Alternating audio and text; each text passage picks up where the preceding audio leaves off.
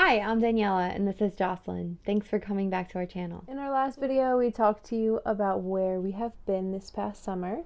And in this video, we're going to talk to you about our upcoming surgery, the date, how we're preparing, and what's next to come for us.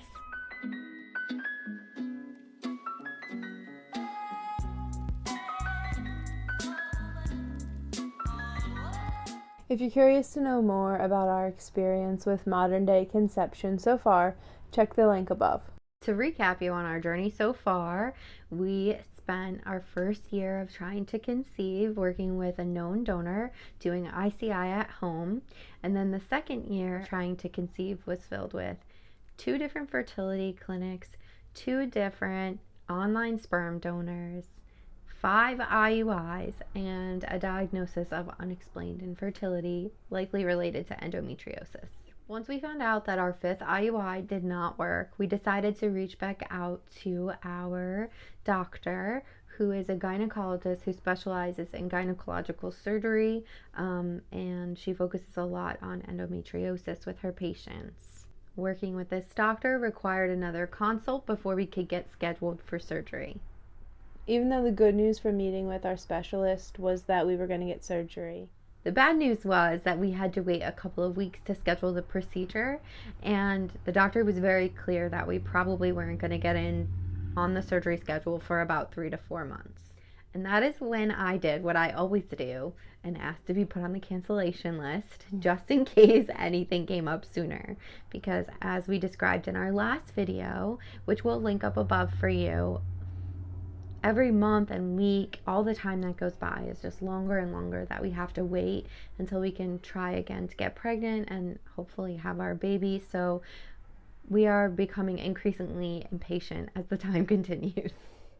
As frustrated as we were to have to wait, we were also very hopeful because at least we had a plan and a chance at moving forward. as you might have guessed, it was very hard for me to sit around and wait for someone to call us with a surgery date. I feel like it's just waiting and waiting and waiting. And always knew it was going to take a little bit to get a consult, take a little bit to get scheduled for surgery. So in the back of my mind, I was forming backup plans. I had been in communication with a known donor that we've talked to and vetted in the past, just to say like, hey, why don't we just keep trying while we're waiting for surgery? Because what's the harm? Like, if we're pregnant, then obviously we don't need surgery, and if we're not pregnant, then we'll move forward with surgery. So in the months and weeks to come, we are going to meet with a known donor, keep tracking ovulation, and just try to inseminate and see if we can get this done. A lot of times in my head, I always feel like when you get an IUI, they only give you one sample and you only try that one time.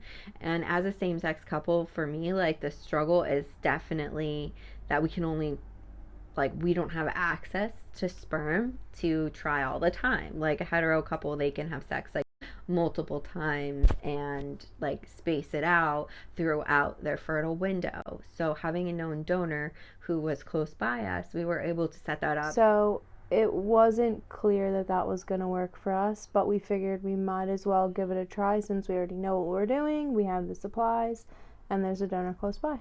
For more information on how to do ICI at home, you can check out the link above.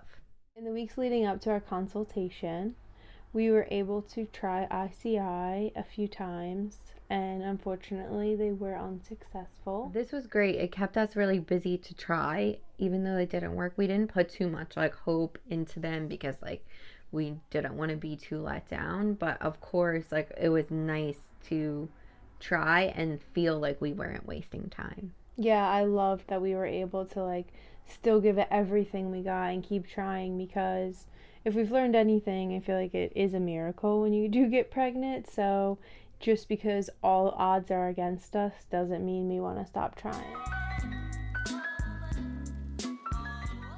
So when the nurse called to schedule me on the phone, she gave me a couple dates, and the first one she said was September 29th, and I was like, September 29th, that's like 2 weeks from now. And she was like, yeah, we happen to have a cancellation. Would you want that? And I was like, Yes, please, thank you.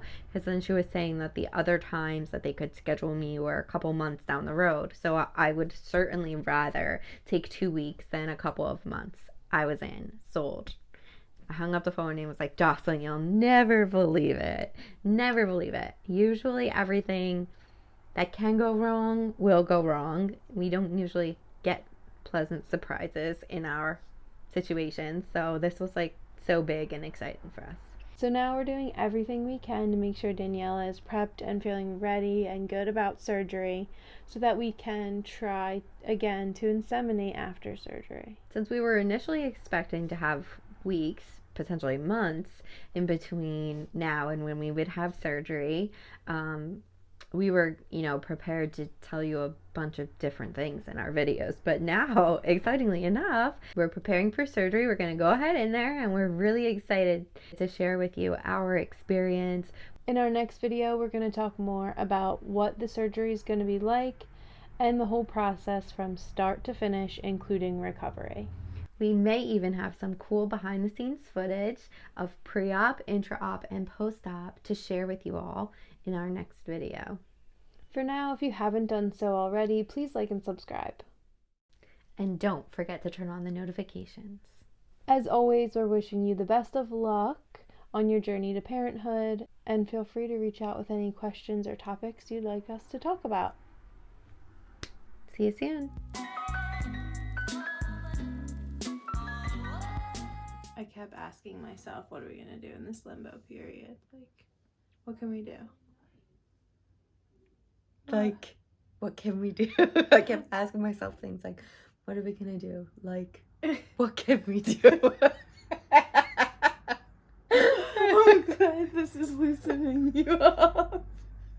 It's so...